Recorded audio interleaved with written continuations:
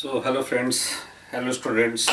See, this is going to be my fourth lecture, and this fourth lecture is primarily based upon the miscellaneous issues of Indian economy. So let me first of all welcome to all of you to the new, of course, project of AMIT SINHA IAS Academy, and this is an online initiative that I have launched myself, Amit Sinha, and of course, I'm going to discuss with all of you some of the significant issues of Indian economy, which are, of course, categorized as miscellaneous issues, and those issues actually have the potential to be asked to you as a question in 2020 prelims of UPSC. So let me explain to all of you that what all issues are going to be discussed today. See, the first issue that we have to discuss is the Vada One Port. Now, Vada One Port is the 13th major port that is going to be developed in Maharashtra with a huge investment of somewhere around more than 65,000 crore of rupees. Now, in Maharashtra, we are going to have 13th major port in our country. All right, and can you, if you can see the map that I have already drawn to actually make it very simple for all of you. See, already we are having 12 major seaports in India, and those 12 major seaports are equally divided into, of course, coasts, western and eastern both. Now, if you look at the western, of course, coast of India, the ports start from Gujarat, that is Kandla Port, and of course, it is followed by Mumbai Port.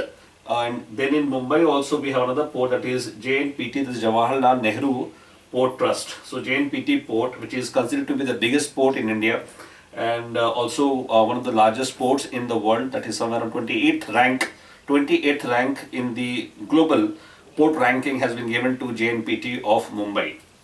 So in Mumbai we have two ports, Mumbai Port and JNPT Port, and the third port in Maharashtra that is coming up, it is Vada One Port. Now, Vada One Port is coming up as the third major port in Maharashtra. Fine. Then we have Marmagaon, of course, in Goa. Then we have Mangaluru, of course, in Karnataka. Then we have Kochi, of course, in Kerala. And then we have Tuticorin, that is on eastern coast. That is on eastern coast, of course, it is in Tamil Nadu. And then you follow this with Tuticorin, you have Chennai. Then from Chennai you have Ennore, and Ennore port is also known as Kama Rajar Port. Kama Rajar Port is also the name of Ennore port. Similarly, Tuticorin port is known as V.O. Chittambaram port. Fine. So Kama Rajar port is in Ennore, that is in Tamil Nadu only. So in Tamil Nadu also we were having Ennore, Chennai and Tuticorin. So in Tamil Nadu we were having three ports. Similarly in Maharashtra now we are going to have three ports. All right. Then we have Visakhapatnam or Vizag, that is another port in the eastern coast. Then it is followed by Paradip, of course, in Odisha. And then we have Kolkata port, that is the Haldia port. All right. So we were having 6 ports on the eastern coast and 6 ports on the western coast. Now we are going to have Vada One Port, that is the 13th major port and the 7th port on the western coast of India.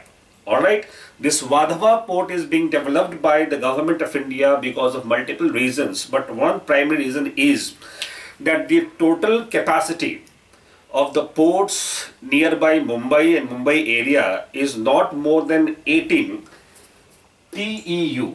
Now see, the port capacity is measured in this particular, of course, instrument, that is TEU, so 20-foot equivalent unit. So this is the unit to measure the port capacity in the world. So according to the TEU, of course, the maximum capacity in Maharashtra, including both Mumbai and JNP ports, is not more than 18 million TEU. Whereas the requirement is of more than 25 million TEUs. So the government has set a target to raise this particular capacity of port handling in Maharashtra by 25 million TEUs by 2030. Alright, and therefore the Vada One Port is being developed in Maharashtra. Now that is one particular fact that we have to always keep in our mind. Second fact is that Vada One Port is being developed under the landlord model of infrastructural project. So landlord model of infrastructure project is very simple. Of course, the entire port will be owned by the government only, but the handling, of course, the monitoring of the port exercises will be given into the hands of a private player. So just like a relationship between a landlord and a tenant. So the landlord here will be, of course, the government of India, but the tenant would be the private sector who are going to operate the Vada One Port in Maharashtra. So this is the significance of this landlord model of public-private partnership model of infrastructure. Fine. So that is going to be developed there in the Maharashtra very soon. So this is a latest information that actually came up in, of course, on around 20th February in 2020. So this is one of the part of your current affairs segment. Then let's get into the next one, that is Libra. Now Libra is another important issue. See, in the light of the recent verdict of the Honorable Supreme Court in the context of digital currency, where the ban or complete blanket ban on digital currency has been lifted by the Supreme Court, obviously such kind of digital currency is going to be very, very important for this year's prelims as well. So Libra has already been announced to be a digital currency. Of course, it is going to be launched by Facebook in 2020. Alright, so in 2020 Facebook has announced to launch a digital currency, that is Libra. So that is the significance of Libra as a digital currency. So the digital currency you all have to be thorough with in the light of the recent verdict of the Honorable Supreme Court on the concept of digital currency in India and the RBI's blanket ban on digital currency in India. So therefore this issue is important for all of you. Fine. So that is the Libra concept. Then coming to the next one, that is Gotha Tax. Now Gotha Tax is a tax that actually has been imposed by the government of France. So France or the French government has imposed Gotha Tax. Now this is a tax that is going to be imposed, that actually has been imposed upon the, of course, the internet world, basically the companies which are working on the basis of internet, of course, functioning, especially like Google, Apple, Facebook. So Google, Apple, Facebook, so these all are going to be taxed, including even companies like Amazon. So Google, Apple, Facebook and Amazon, now these all companies are going to be taxed by the French government, announced recently, that is the 3% tax of the total transaction will be charged by the French government. Now this is a latest development in the European nations, or in the list of the European countries introduced by France. Of course, after the successful introduction of Gotha Tax on the international internet giants companies like Google, of course Apple, Facebook, Amazon, even countries like Spain, Italy, now they all are contemplating to impose similar kind of taxes on these big companies to raise resources and revenue for their government. Now see, India has already introduced such kind of tax in 2016, that is Equalization Levy Act.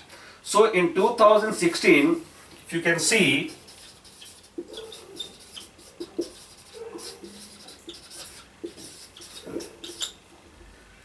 the government of India had launched Equalization Levy Tax in 2016 from the digital companies which actually conducts the online transactions and online commercial activities. So business to business commercial activities, of course, in India has already been taxed by the government of India in the context of Equalization Levy 2016. That is business to business transactions. That is basically taxed in India. Between the two companies, transactions, online transactions is taxed in India. So this is what actually has been done by the government of India already. Now on the line of the government of India, of course, Gotha Tax has been also launched by the government of France. That is the significance of Gotha Tax. Fine. Now the last miscellaneous issue for all of you is the Nobel Prize in Economics. Now this is a very, I would say, talked about concept of Nobel Prize in Economics, especially in the context of the person from Indian background has won a Nobel Prize in economics, and that is something very significant for all of us. So we all are very much aware of the names like Abhijit Banerjee. Of course, the wife of Abhijit Banerjee is Esther Duflo. So Abhijit Banerjee,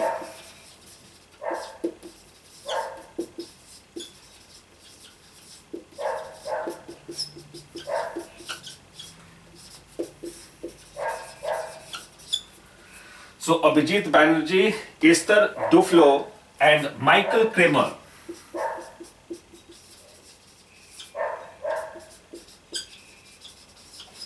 And Michael Kramer, or I can write over here if you are unable to say this. Michael Kramer, let me write it over here. Michael